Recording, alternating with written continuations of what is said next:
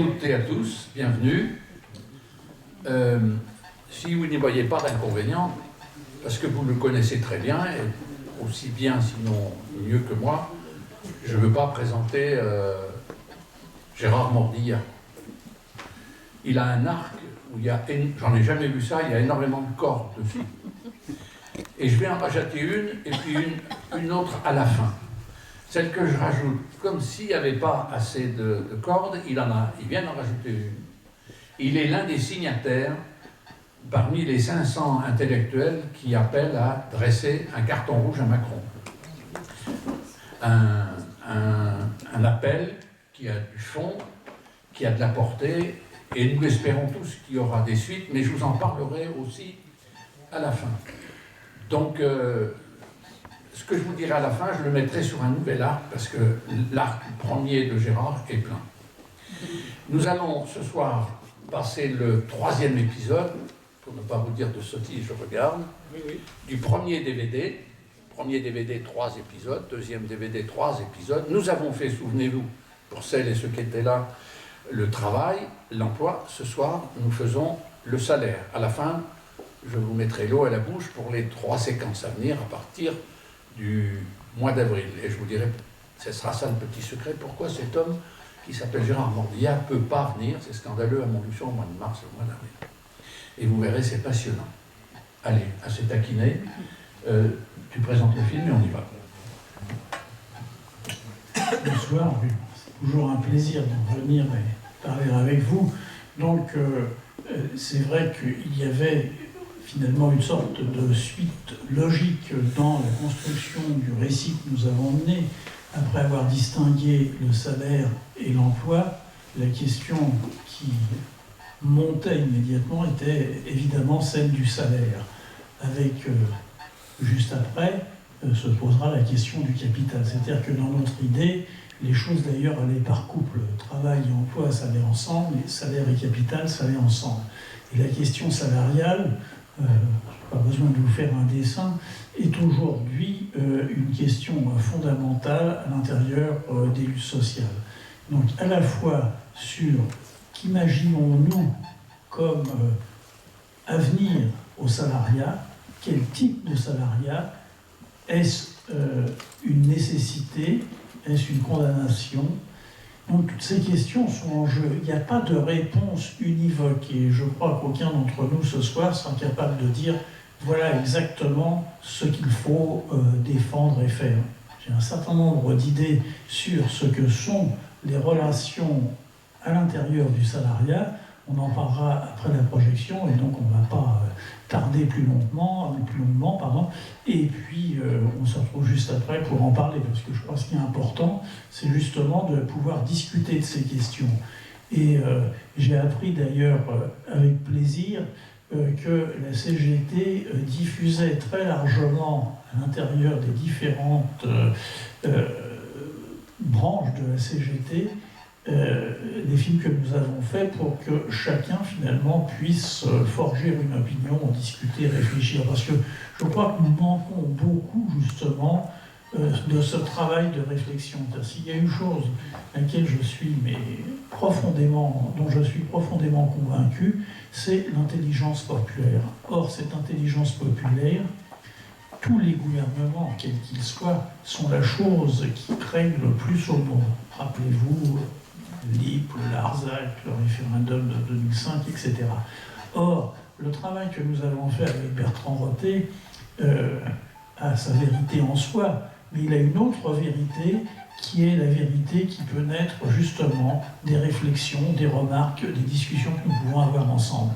Donc, bonne projection, bon salaire, et vous verrez, c'est assez rock'n'roll.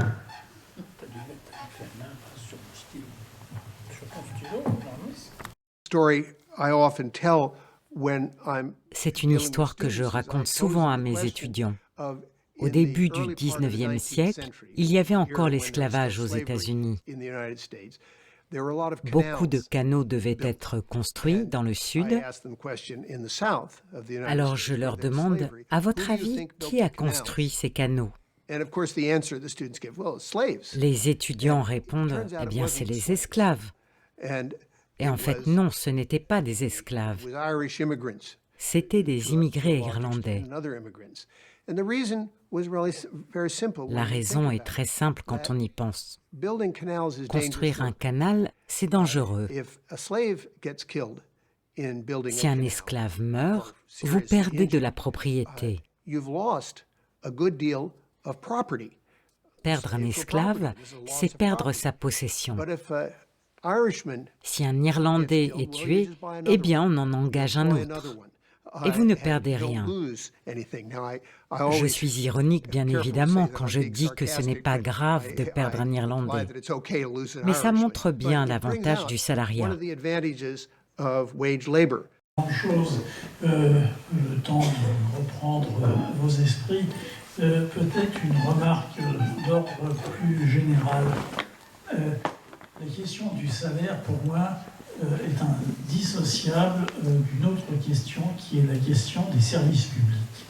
Car si je réfléchis à un monde, sans penser à un monde idéal, en considérant qu'il existera toujours d'une manière ou d'une autre des écarts salariaux entre les plus hauts salaires et les plus bas, tout en militant très activement pour réduire au plus possible cet écart entre les salaires, il est évident que pour ceux qui touchent les salaires les plus bas, pour que la vie soit possible, il faut qu'il y ait des services sociaux puissants.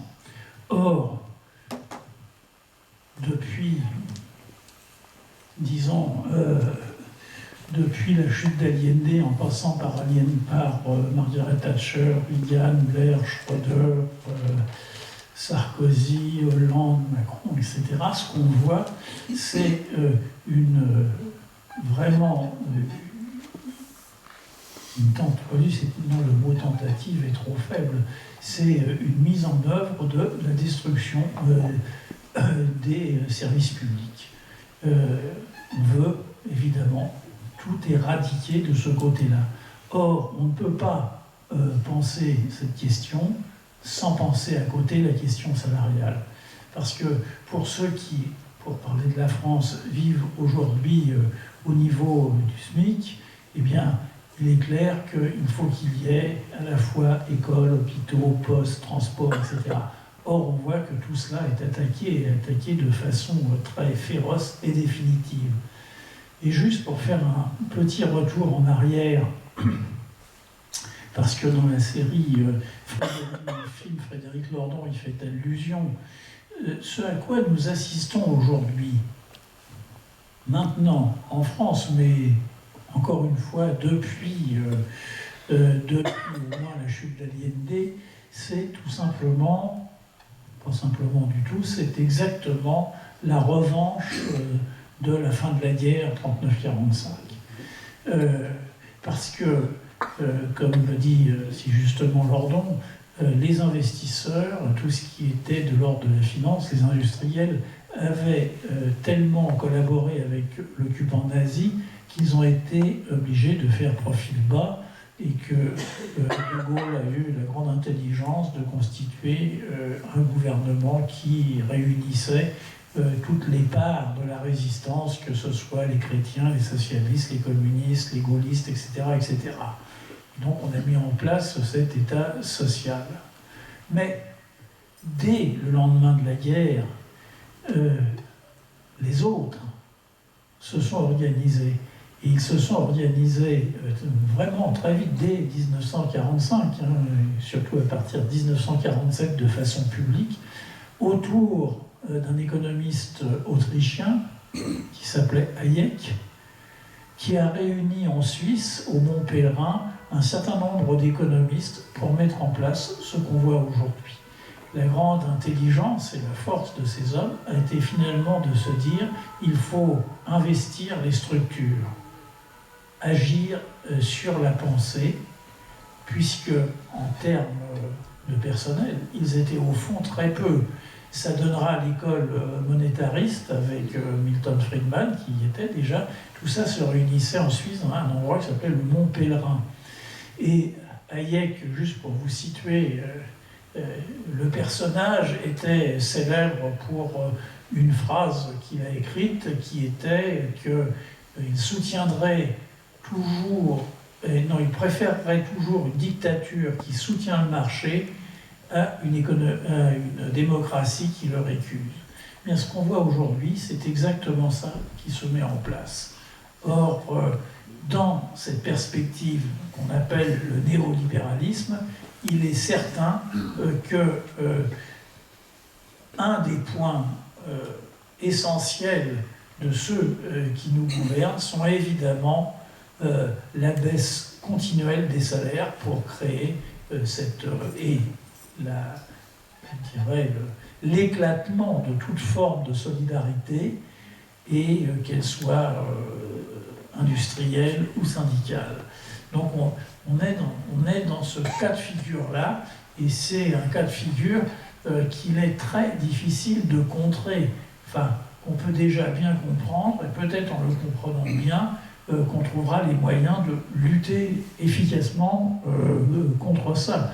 Et là, la citation n'est pas faite complètement sur Allen Ginsberg, mais quand il disait « oui, on a créé une armée de réserve et ça a permis aux capitalistes de faire des profits considérables ».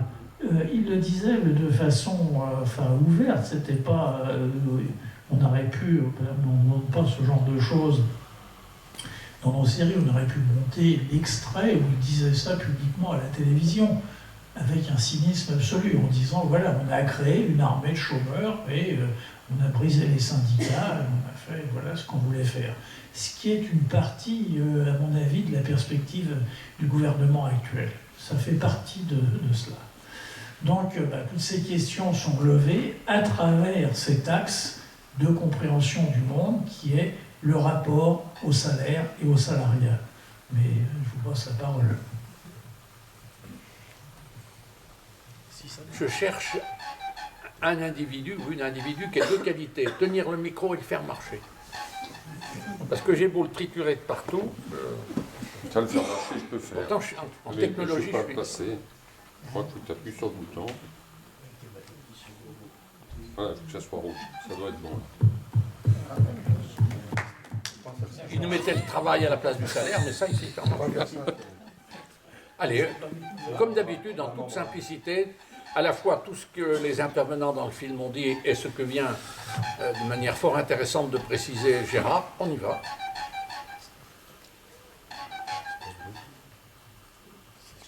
Une petite précision aussi technique. Je sais maintenant flouter les personnes. Donc, s'il y en a qui veulent être floutés, vous me le dites.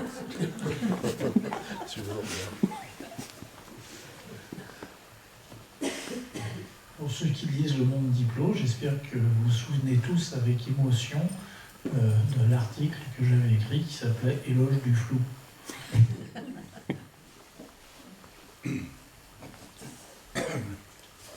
À la fin, quand je vous dirai bien qu'il est temps qu'on se sépare, on dira encore une minute. Allez. Non, parce que c'est vrai.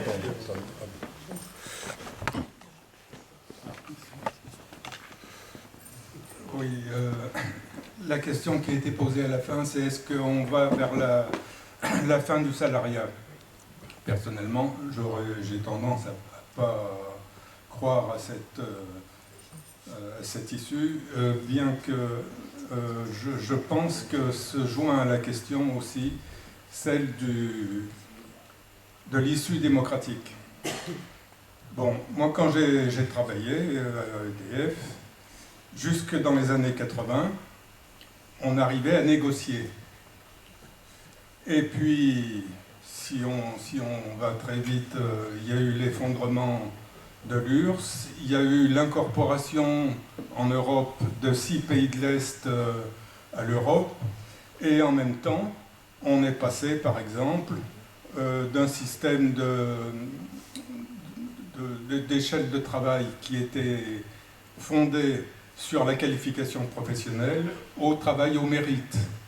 Et puis il y a eu toute la casse des droits sociaux. Il y a eu les actionnaires qui se sont mis en place, le capital qui a pris sa place. Et on est passé à un autre monde, le monde mondialisé, le monde du capitalisme mondialisé. Et c'est ici qu'il faudrait peut-être réfléchir au rôle de l'Europe, et y compris des syndicats par rapport à l'Europe, tel qu'il se pose. Hein. Parce que finalement, on voit bien que le cadre est fixé, nous est fixé pour nous à ce niveau-là. Par exemple, comment s'appelait l'ancienne, quand il y avait les luttes avec Hollande et l'ancienne ministre El Khomri. Bon, contre la loi El Khomri, c'était déjà l'Europe qui était derrière. Aujourd'hui, avec les retraites, c'est aussi l'Europe qui est derrière. Et les règles sont fixées à ce niveau. Il n'y a plus rien à négocier. Les luttes telles qu'elles se passent mettent en mouvement des couches de société qu'on, jusqu'à maintenant, on n'avait jamais vu se mettre en mouvement, hein, y compris les avocats, les dentistes, etc. Eh bien, moi, je pense que, oui, la solution, si je peux dire, la solution est politique. C'est cette société qu'il faut changer, c'est cette Europe qu'il faut changer. Et effectivement, je crois que dans les batailles, la prochaine bataille municipale, je crois qu'il faudra faire un peu de politique aussi, parce que, alors ça nous éloigne un petit peu peut-être du salaire, du problème du salaire, mais effectivement, ce problème de salaire, c'est quand même quelque chose d'extrêmement grave, parce que ça fait des années qu'on nous restreint à ce niveau-là. Quand je dis des années, c'est peut-être une décennie, hein. Et on ne trouvera pas d'issue hors un changement politique. Donc, moi, voilà comment je vois les choses. Hein. Je pense que, d'accord avec ce que vous dites, en même temps, je vous trouve optimiste de penser que ça puisse passer par un changement politique. C'est-à-dire que ceux qui sont aujourd'hui au pouvoir, que ce soit le pouvoir politique ou le pouvoir économique, ne le céderont en rien, et la structure générale de la société dans laquelle nous sommes est faite de telle sorte qu'elle ne puisse pas être changée par la voie des urnes, ou alors de façon marginale, je dirais. Et je crois que si on peut espérer quelque chose des mouvements sociaux, c'est que leur ampleur, leur vigueur et leur énergie contraignent le politique, mais ne négocient pas avec lui, le contraignent, et le contraignent le plus violemment qui soit. Car la violence qui s'exerce aujourd'hui sur le monde salarial et de façon plus générale sur les citoyens qui sont les plus précarisés est quand même absolument insupportable par sa profondeur, sa largeur, et surtout aussi par le cynisme qui le couvre en pensant que tout ça est normal et naturel. Donc il y a vraiment de quoi s'inquiéter. Et parce que, pour revenir un instant sur le salaire, le modèle rêvé du patronat, de l'emploi contemporain, c'est le modèle de l'intermittence. On peut se demander pourquoi le problème des intermittents du spectacle, depuis 20 ans, continue de rebondir et de rebondir. Mais tout simplement parce que ce modèle-là était le modèle rêvé, et donc ça permettait d'expérimenter ce qu'était l'intermittence. Et je vais revenir à un point de grammaire, puisque si je suis cinéaste, je suis aussi écrivain, et je suis sensible à ces questions-là. Qu'est-ce qu'un intermittent ? Un intermittent, c'est quelqu'un qui n'a pas d'horizon au-delà de la journée travaillée, qui peut être embauché et débauché sur un ordre simple. Pour que ça fonctionne, il ne faut pas qu'il y ait de passé. C'est-à-dire qu'il ne faut pas qu'il y ait ni de code du travail, ni de loi de défense des salariés. Et puis, il n'y a pas de futur, puisqu'il n'y a pas de futur au-delà de la journée travaillée. Donc, on invente un présent virtuel qui serait entièrement sous la coupe des donneurs d'ordre, qui contraindraient les uns et les autres à vivre dans ce monde dont il déciderait. C'est-à-dire qu'on revient là à cette notion d'armée de réserve. Potentiellement, il y aurait des femmes et des hommes disponibles à tout moment, que l'on imagine capables de faire tout et n'importe quoi, et surtout d'obéir à l'injonction de venir travailler, parce que si eux ne viennent pas, il y en a 10 autres qui sont là pour prendre la place. Donc c'est ce système-là qui est en place. Et pour briser cela, je ne vois pas comment même un changement gouvernemental par des urnes y parviendrait. Une des fautes abyssales du gouvernement de M. Hollande et M. Valls a été cela, c'est-à-dire qu'on pouvait espérer à minima qu'il essaierait de rétablir, tant que faire se peut, les services publics qui avaient été profondément attaqués par le gouvernement de M. Sarkozy. Non seulement il ne l'a pas fait, mais il a fait tout le contraire. Or, c'est une chose qui tourne en rond. C'est-à-dire que quand vous citez l'Europe et que vous dites les règles sont fixées, mais ce ne sont pas des règles qui sont fixées, ce sont des dictats qui sont imposés. Il n'y a pas de règles. Je veux dire, les règles supposeraient de pouvoir, en tout cas, les accepter ou les refuser. Quand les Français ont voulu refuser ces règles, on a repassé par la fenêtre exactement le même texte, on a même changé un paragraphe en le faisant passer via le Parlement. Et d'ailleurs, à ma grande stupeur, il n'y a pas eu 3 millions de personnes dans les rues pour aller à l'Assemblée nationale chercher les députés et les jeter dans la Seine, parce que, comme déni de démocratie, c'est un chef-d'œuvre. Ils ont fait le même coup avec les Irlandais, ils ont fait le même coup avec les Hollandais, etc. Donc on voit bien qu'il y a là aussi, je ne crois pas qu'on puisse avoir d'illusion de changer l'Europe de l'intérieur, ce qui a été l'éternel discours des ex-socialistes. On peut changer de l'intérieur. On ne peut rien changer de l'intérieur.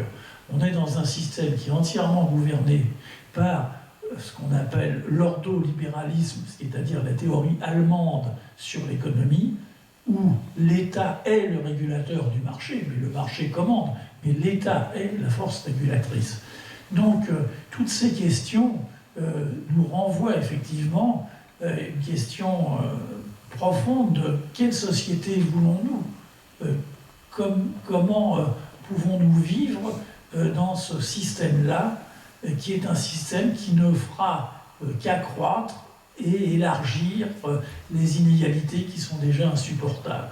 Alors, en travaillant sur ces questions et en discutant avec les chercheurs avec qui nous avons tourné, on avait quand même le sentiment que le néolibéralisme arrivait à une sorte de fin de cycle, qu'on arrivait, et on voit que ça éclate un peu partout dans le monde, pas de façon décisive, mais ça éclate au Chili, ça éclate dans plein d'endroits, parce que justement, ça devient à ce point insupportable, ces inégalités, au-delà de toute organisation politique, syndicale, associative, etc., les individus se mobilisent pour exprimer leur désaccord, et plus que ça, sur ce système-là.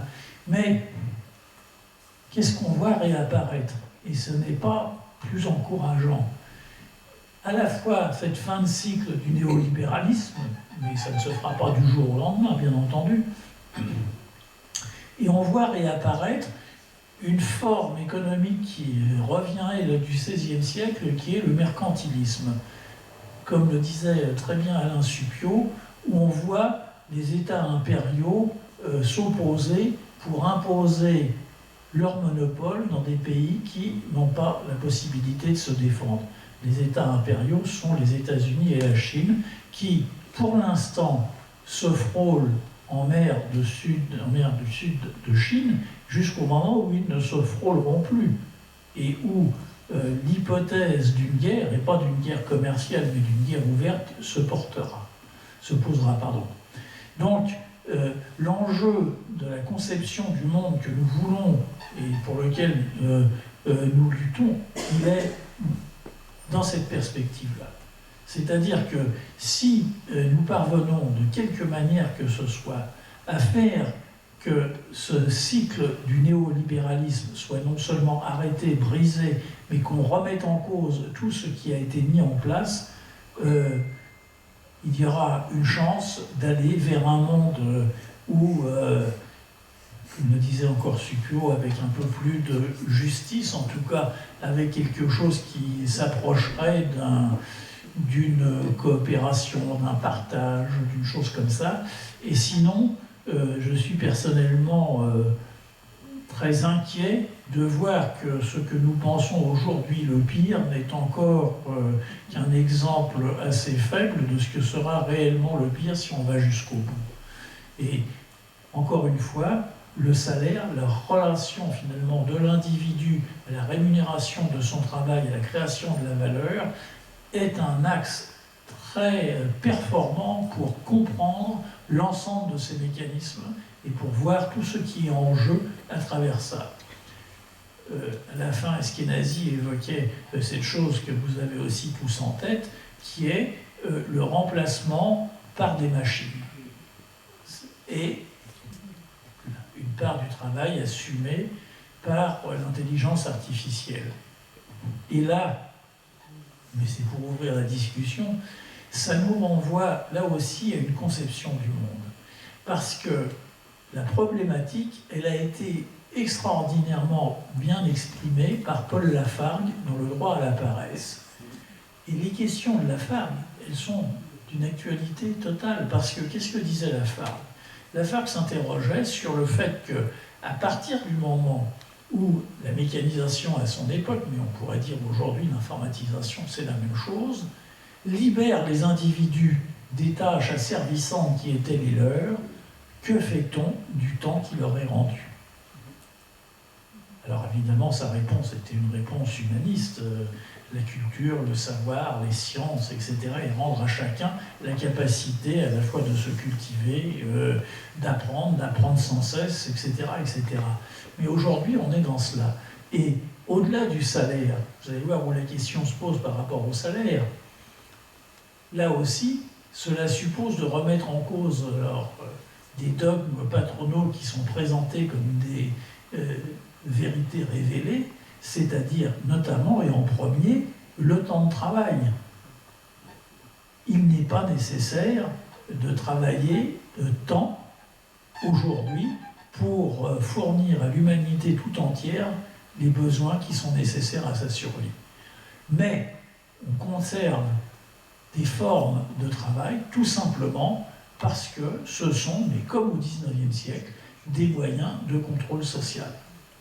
Alors que, au paradoxe, Jack Ma, qui est le patron de Alibaba, qui est la plus grande entreprise de vente par correspondance au monde, à Pittsburgh, il y a 2 ans, a fait une conférence devant ses pairs pour expliquer qu'il fallait se préparer à travailler 4 heures par jour et pas plus de 4 jours par semaine. Ce que déjà disait le vieux Galbraith il y a 30 ans, et ce que, par exemple, l'anthropologue Marshall Salins analyse sur les chasseurs-cueilleurs du Paléolithique, qui travaillaient 2-3 heures par jour, 2-3 jours par semaine, et vivaient dans l'opulence. Dans l'opulence.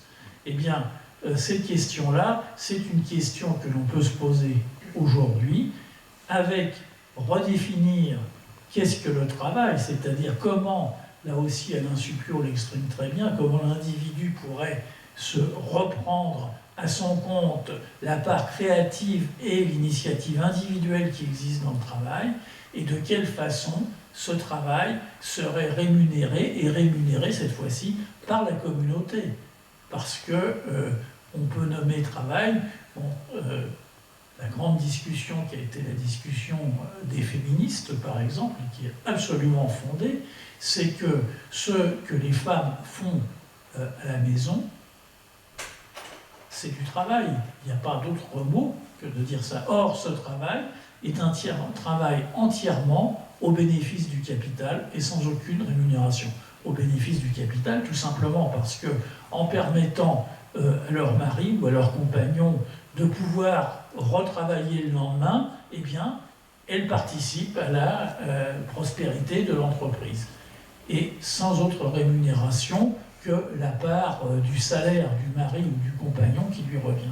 Bref, toutes ces questions sont sur la table et je vous passe la parole.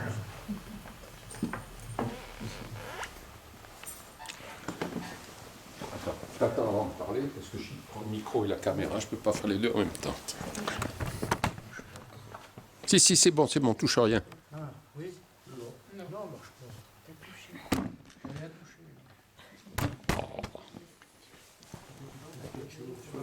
Ouais, c'est bon. Attends. Sur la disparition du salariat, je ne le souhaite pas, mais en tout cas, je sais, alors je ne sais pas si c'est Madame Pinson-Charlot ou si c'est Friot qui l'a évoqué, mais les 1% les plus riches s'achètent des terres, s'achètent des îles pour se construire des blocos dans le cadre d'une catastrophe écologique. C'est-à-dire qu'ils expliquent aussi qu'ils n'ont plus besoin des gens pour faire du profit. Donc il y a quand même un sacré danger. Alors je ne le souhaite pas, mais il va falloir qu'on se batte aussi par rapport à ça. Il y a le salaire. Le salaire, moi, ce qu'on m'a appris à la CGT, c'était pour reconstituer la force de travail. Donc, je ne développe pas sur la force de travail. Hein. Il y a tout, il y a la santé, il y a les vacances, il y a tout ça. Et nous, à la CGT de la chimie, on était, et ça fait des années quand même, au moins 30 ans qu'on dit ça, on n'est pas forcément écouté d'ailleurs, on dit il faut classer les hommes, quand je dis les hommes c'est aussi les femmes, hein, il faut classer les hommes et non pas les machines. Parce que, par exemple, un salarié qui a bac plus 5 ou 6, qui travaille sur une machine qui est classée au coefficient 200, il a un salaire de coefficient 200. Voilà. Alors qu'il a des capacités bien supérieures. Donc voilà, et ça Friot l'évoque ça aussi, le fait qu'il faut classer les hommes et non pas les machines. Après, ouais, j'avais des choses à dire, je me souviens plus. Oui, c'est l'âge. Ben, Il faut les écrire. Non, mais bon, j'avais d'autres trucs à dire, mais voilà. Oui, je reprendrai la parole si vous me l'autorisez. Qui c'est qui veut?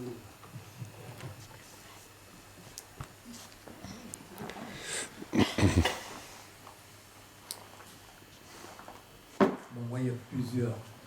C'est bon. Il y a plusieurs choses qui me gênent. D'abord, je suis très pessimiste quand je vois le climat social qui se développe sur notre planète, et en particulier dans notre pays. Je sens qu'il n'y a rien à négocier. On ne négociera pas. Et non seulement on ne négociera pas, mais on essaiera d'abaisser l'autre. On développe déjà un mépris considérable. On ne peut pas discuter, on n'a pas les bases. C'est clair. Donc la qualité de vie va dégringoler, la santé, tous les services sociaux, tout ça va dégringoler. Qu'est-ce qui va se passer au bout? Une explosion terrible. Et là, plus personne ne contrôlera rien. Et ça va être tellement grave qu'il va se passer des choses que, du point de vue de l'humanité, on ne peut pas non plus l'accepter. Ça, c'est la première chose. Deuxième chose, c'est que tout ce qu'on vient d'écouter là, tout au bénéfice du profit. Mais ce profit, pour quoi faire? Pour dominer l'autre. Et alors, ça nous amène à quoi de dominer l'autre? À rien. À rien. Et non seulement ça nous amène à rien, mais en plus, qu'est-ce qu'on a fait depuis les années 70? On a détruit la planète. Regardez le climat, comment il est aujourd'hui. Ça ne fait que commencer. Aujourd'hui, en France, au mois de mai, on a épuisé tout ce que la planète peut nous donner. C'est-à-dire qu'il faudrait avoir 2,8 années de planète pour satisfaire nos besoins. Mais là, c'est fini la vie après. C'est fini. Voilà un autre point qui me chagrine. Bon, j'en ai d'autres, mais je suis malheureux.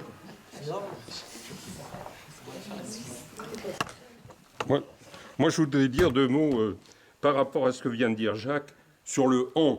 Moi, je dis qu'il ne faut pas dire « on », il faut dire « il », c'est-à-dire les capitalistes qui dominent le monde.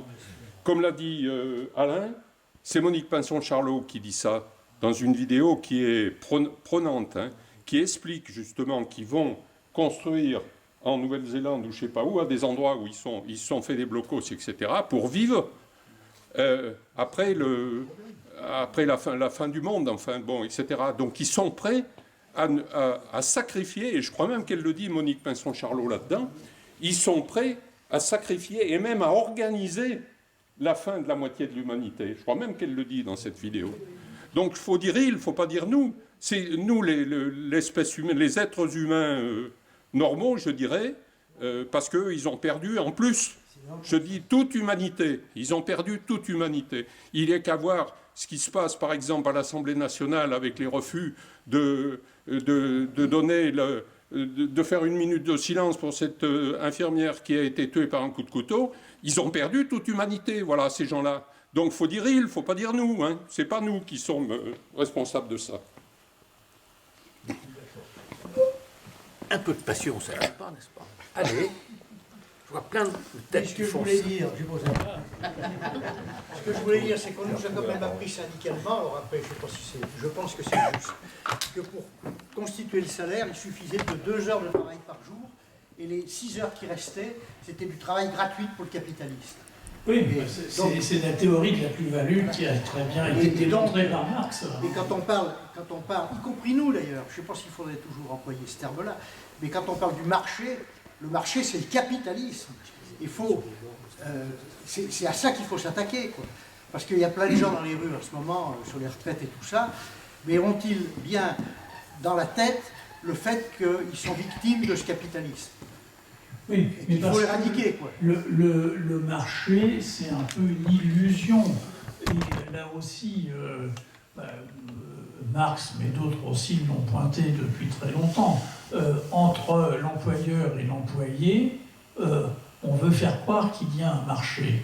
Mais ce marché est un marché de dupes, d'une certaine manière, parce que entre celui qui a la nécessité d'avoir un emploi pour vivre et celui qui propose un travail, les forces ne sont pas égales, puisque celui qui n'a pas l'emploi, tout simplement, il meurt. L'autre, il suffit de choisir quelqu'un d'autre.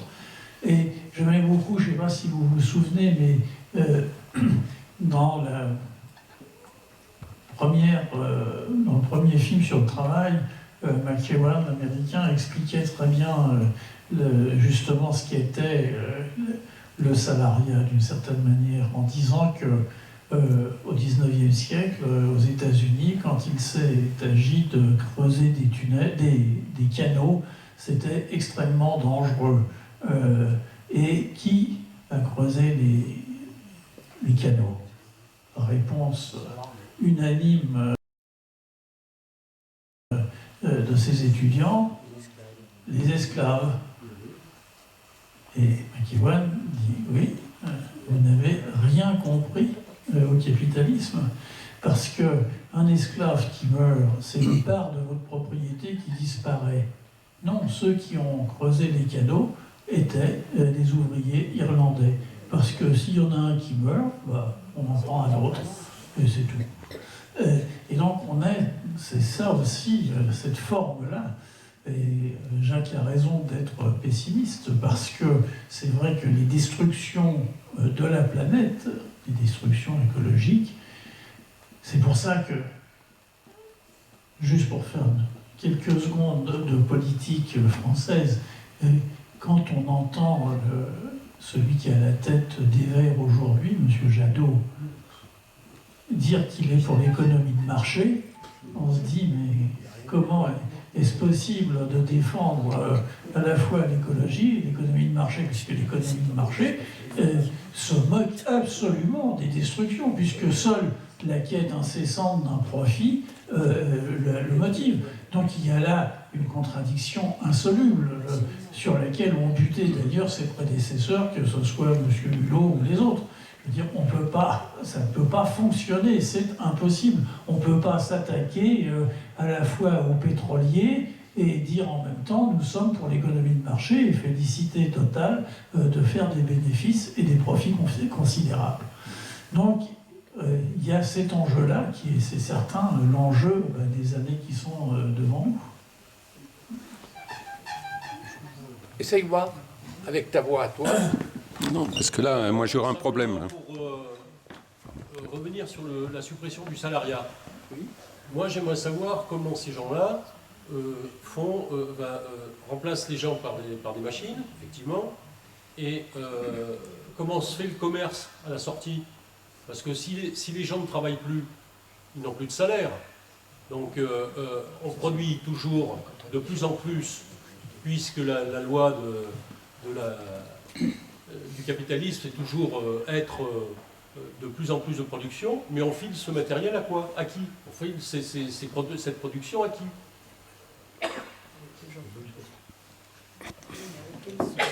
Peut-être un élément de réponse, peut-être que, je dis bien peut-être, je crois Ça a bien marché, hein.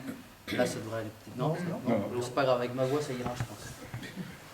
Peut-être que ce qu'ils ont prévu, les capitalistes, c'est de mettre des revenus universels en Europe et dans le monde entier, et pour qu'on ait encore moins qu'avant, et puis voilà, et on consommera quand même. Ils ont prévu déjà des choses. Pour moi, c'est ça.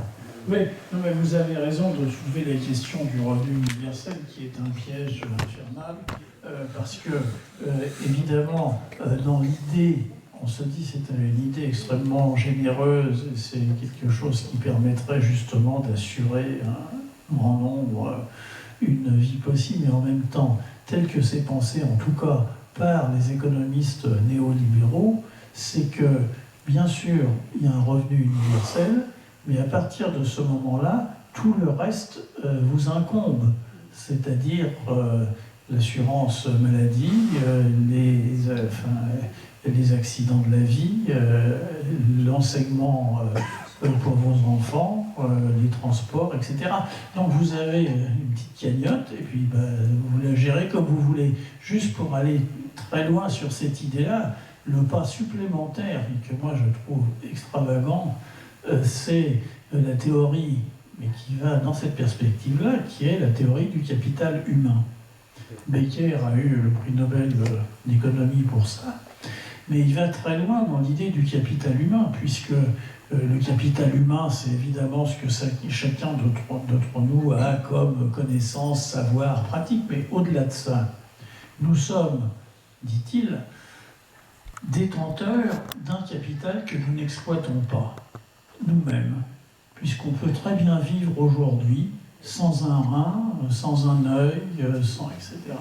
Et donc, ils ont même établi des barèmes pour savoir combien ça se vend et combien ça doit se vendre, parce qu'il a écrit un très célèbre article avec un autre pour plaider pour ça, au fond en disant les pauvres ont tort de se plaindre puisqu'ils sont incapables de faire fructifier ce qu'est leur capital.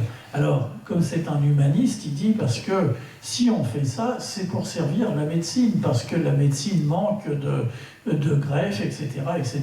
Ce qu'il faut simplement, parce qu'il est quand même pas fou, il sait bien que tout ça existe de façon sauvage, il dit il faut que ça soit un marché régulier. Et donc, voilà, et donc c'est la même perspective. Le revenu universel, on vous donne une somme et ensuite à vous de vous démerder quoi qu'il arrive, et puis vous avez vous-même à vendre, et bien vendez-vous et faites-le prospérer.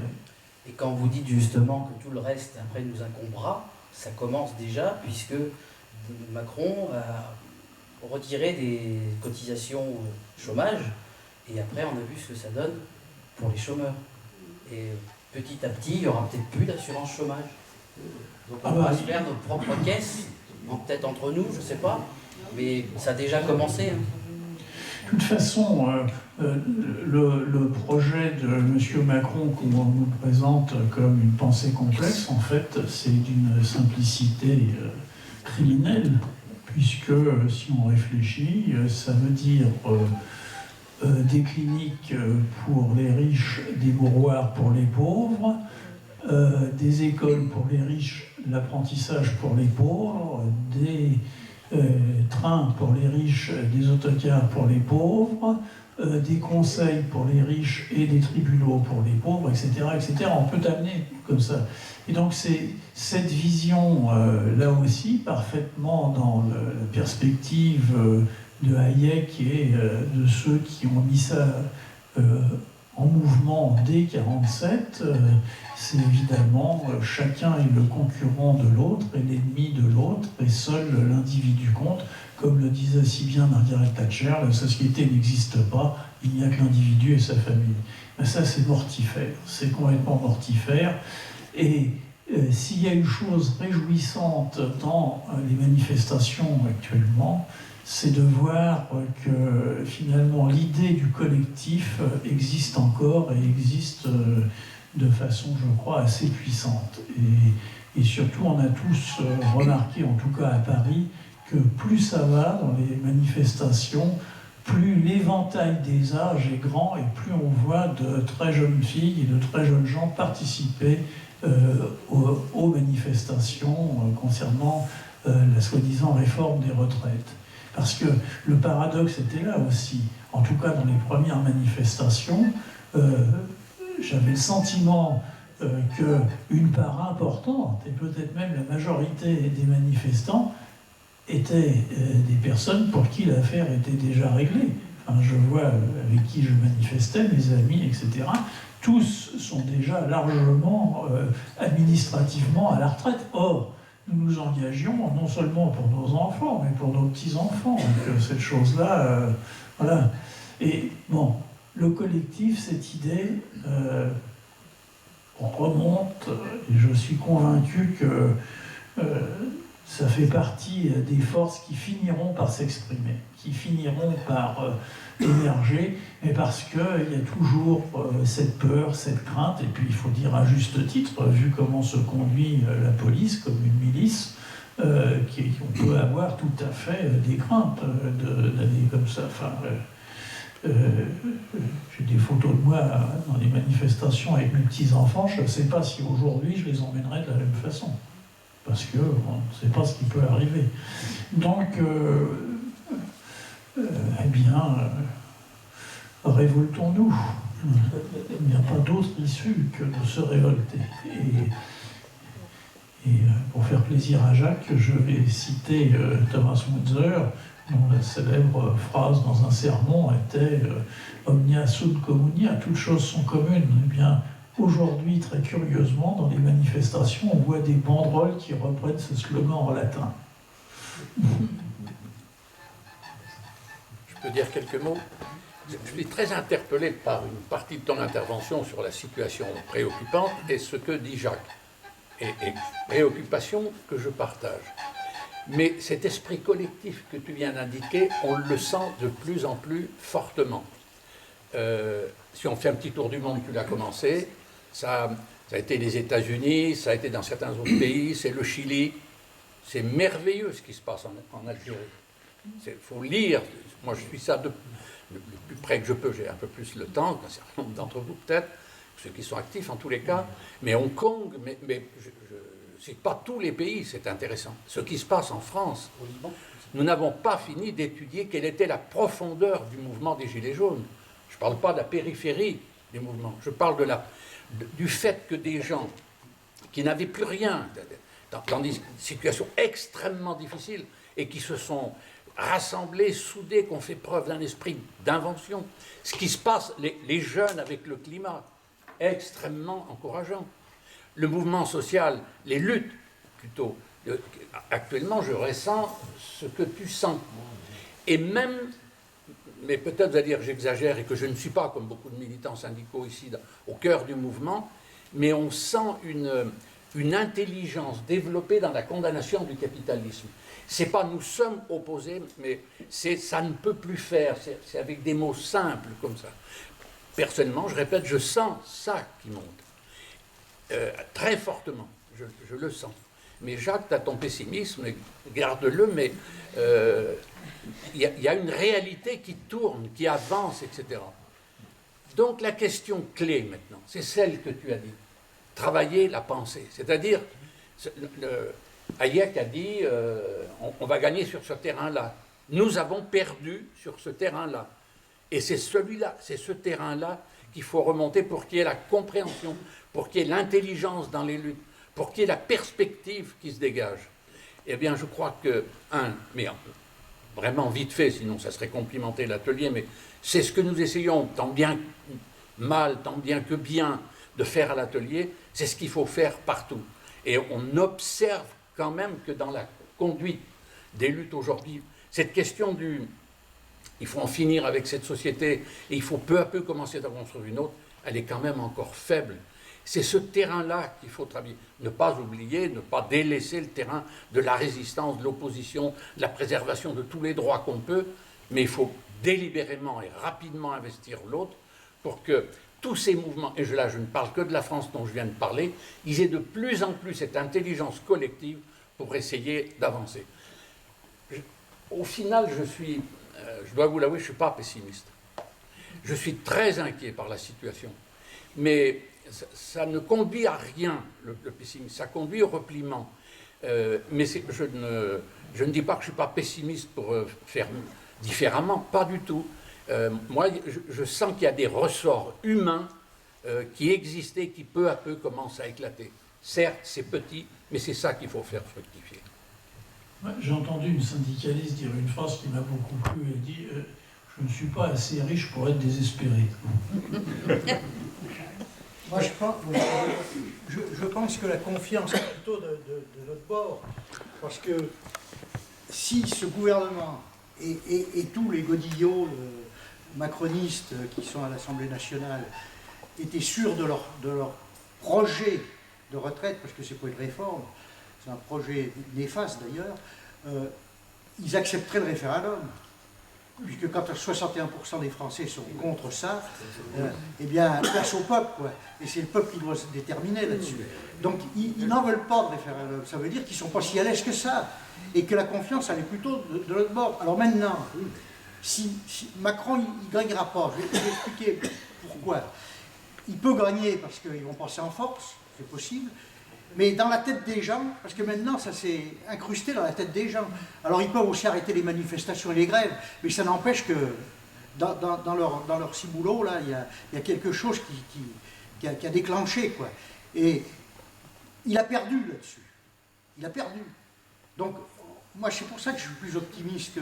Alors, j'ai des inquiétudes, bien sûr, on a tout... Puis on voudrait qu'on gagne le truc, qu'il y ait le retrait, etc. Qu'il y ait le retrait et qu'on améliore la chose. Parce que moi, j'écoute les politiques et les syndicats. Je vais vous expliquer un truc. Quand je suis parti en retraite, je suis parti sur les 25 meilleures années. Des gars qui avaient 10 ans de plus que moi, ils sont partis sur les 10 meilleures années. J'ai perdu 170 € par mois. Le père Balladur, là, qui avait le goût, là, il a fait ça le 23 juillet ou 27 juillet 93, pendant les congés. Et ça passait comme une lettre à la poste. Total, il y a plein de gens qui ont perdu de l'argent.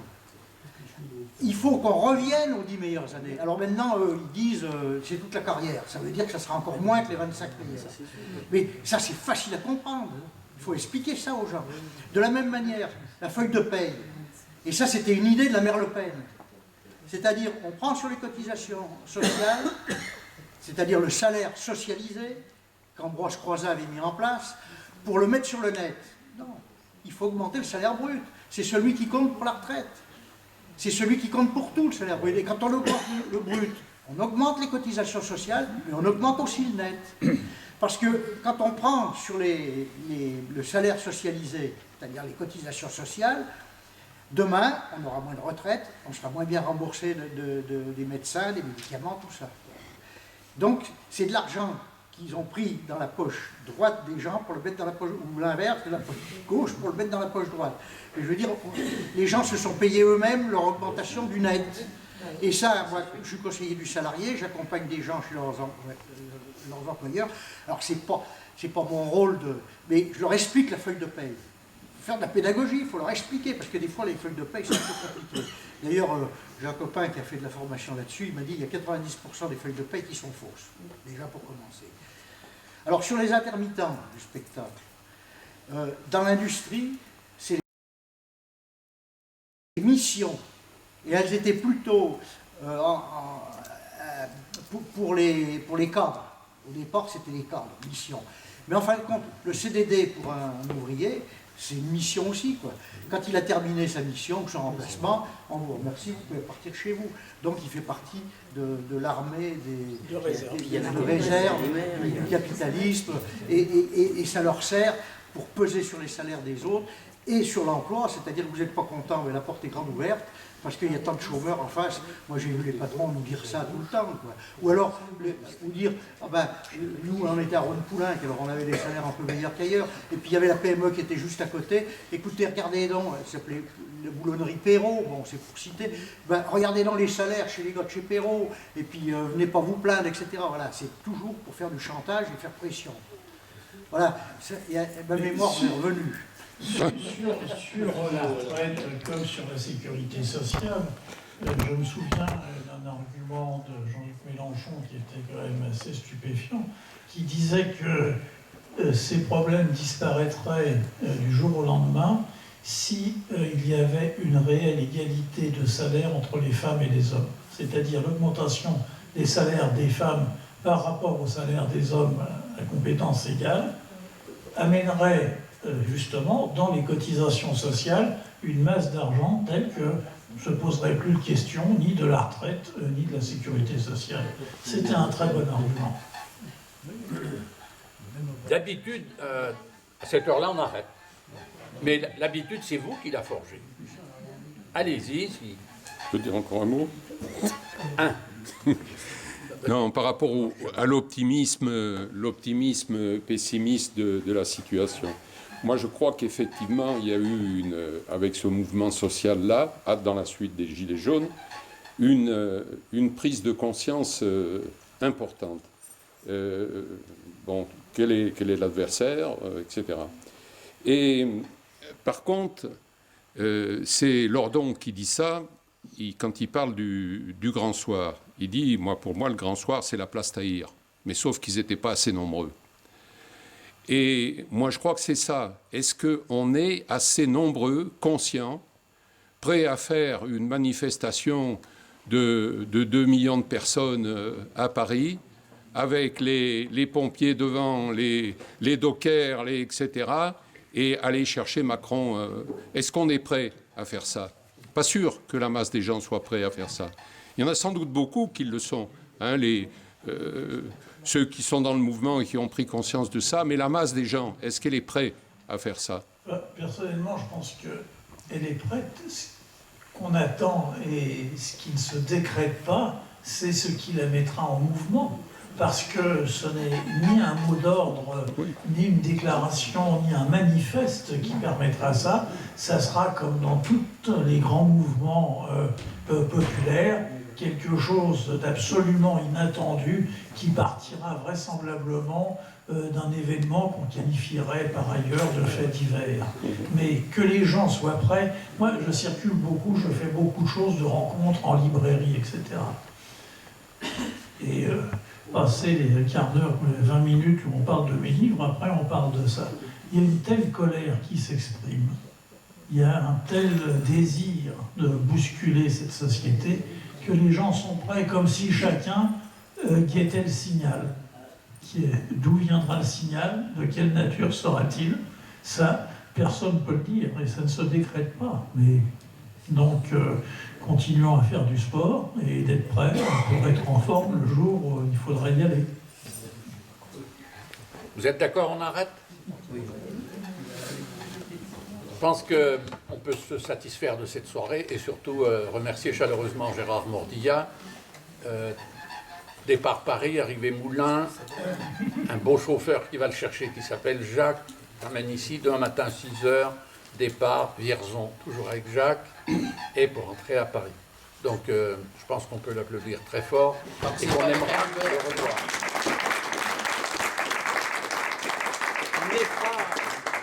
Il il n'est pas impossible que vous repreniez les applaudissements.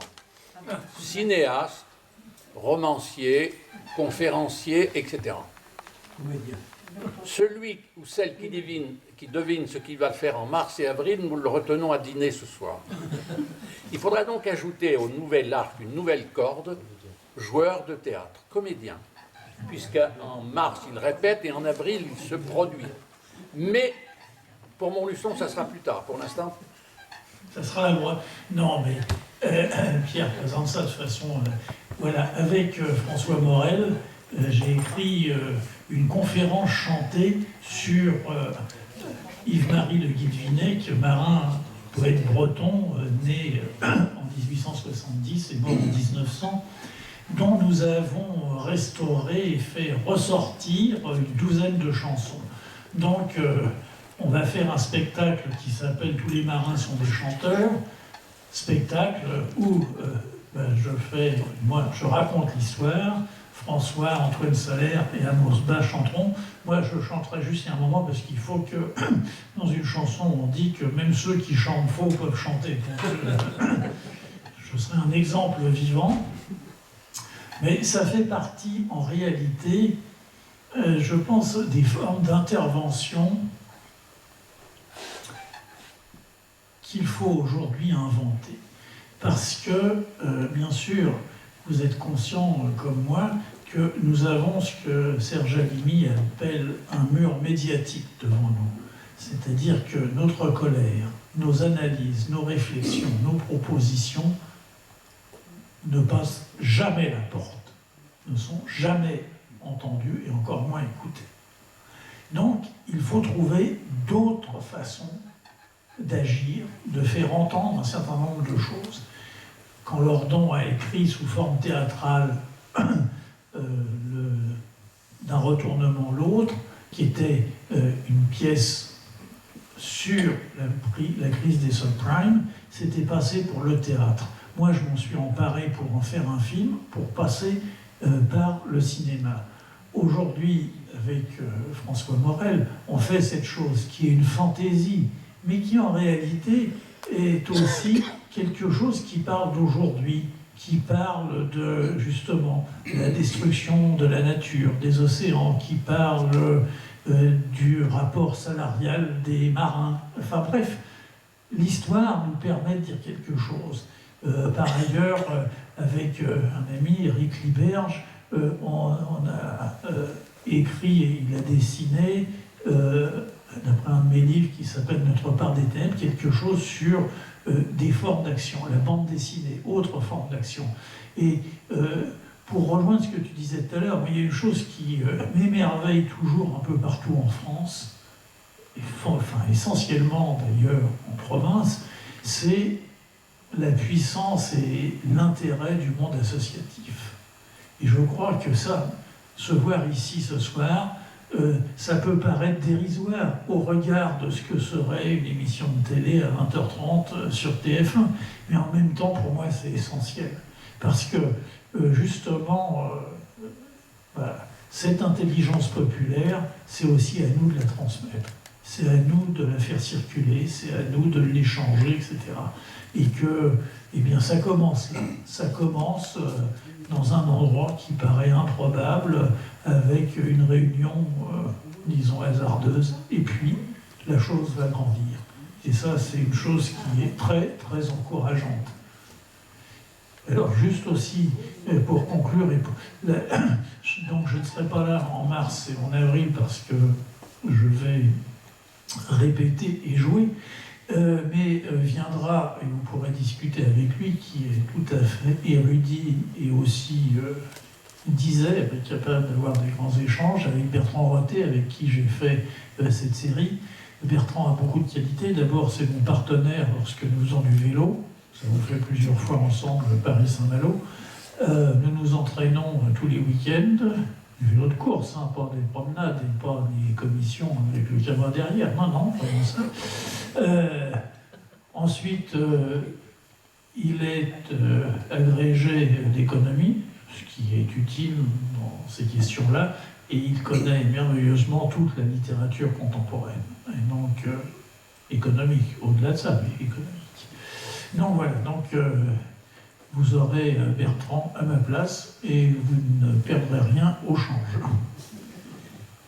C'est presque une invitation à...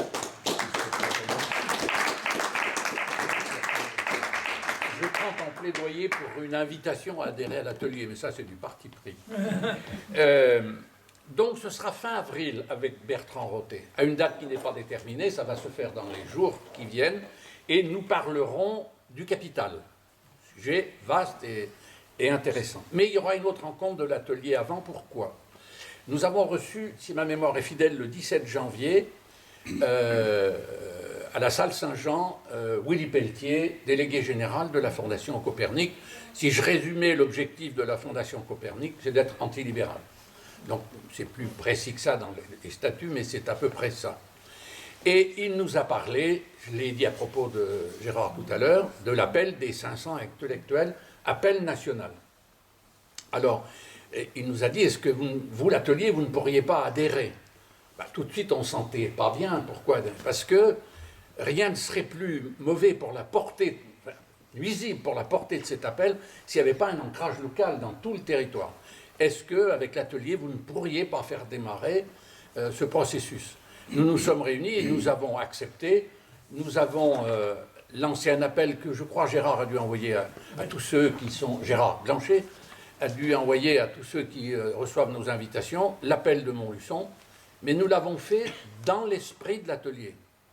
Notre titre, c'est « Carton rouge à Montluçon, carton rouge à Macron et à son monde, construisons le monde qui vient ». L'atelier est ancré là-dessus.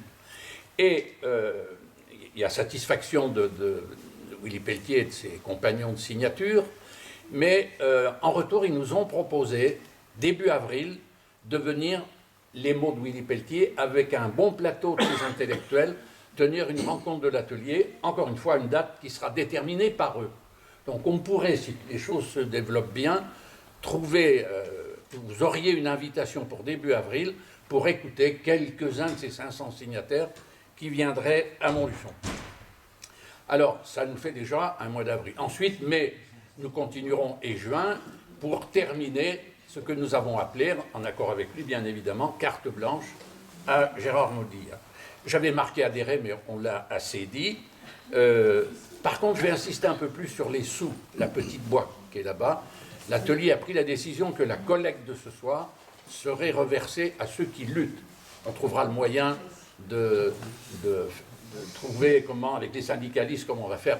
Mais si jamais vous décidez ce soir de mettre votre contribution dans le modeste petit carton là-bas, l'atelier reversera à la petite aide modeste à la continuité de la lutte. Et enfin, nous allons nous lever, mais vous vous tournez, vous allez à la table, Daniel Coffin nous attend, où sont en vente les livres de Gérard Moldilla et la vidéo, entre autres, de ce film. Juste une information qui est, là aussi, vous pouvez peut-être faire circuler. Les Mutins de Pangée, qui sont des distributeurs de DVD et qui distribuent mes films, ont lancé une initiative à laquelle nous sommes plusieurs cinéastes à avoir adhéré. Il y a Gilles Perret, il y a aussi Hugues Leclerc du Sablon, il y a Daniel Mermet et Olivier Azam, etc.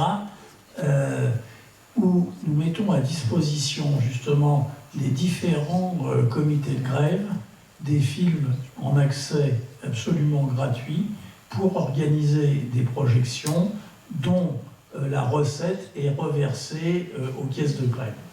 Et ça a un succès incroyable, puisque j'avais encore un message, il y en a plus de 35 ou 40 qui ont déjà fait ça. Donc simplement, je vous le dis pour que si vous entendez parler ou si vous avez envie de le faire, il faut aller sur le site des Mutins de Pangée, vous avez les codes pour récupérer les films, mais que ce soit La Sociale de Gilles Perret ou Mélancolie ouvrière que j'ai réalisé, ou le film d'Azam et Daniel Mermet, enfin, il y en a, je crois, une quinzaine de films, et il n'y a pas un soir où il n'y ait pas une projection qui soit organisée, et dont les recettes vont aux caisses de grève. C'est une façon d'agir qu'on a tous trouvé très formidable, et qui s'avère très efficace. Et enfin, on ne part pas sans avoir rangé sa chaise et éventuellement si elle est vide à côté. Merci, bonne soirée.